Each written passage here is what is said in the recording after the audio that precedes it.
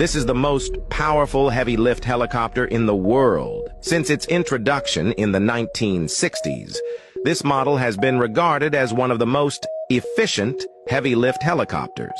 It's the renowned Boeing CH-47 Chinook. The Chinook is a tandem rotor helicopter originally developed by the American rotorcraft company Vertol, now manufactured by Boeing Defense, Space, and Security. No matter how complex or challenging the terrain, its exceptional ability to hover at a single point allows it to stand out among its peers. Its tandem rotor design provides it with incredible power. With a maximum takeoff weight of an astonishing 24 tons, it can fly at speeds of up to 200 miles per hour. The Chinook can easily lift military equipment such as armored vehicles or artillery. Due to its unique design and twin rotor configuration, it is extremely difficult to replicate.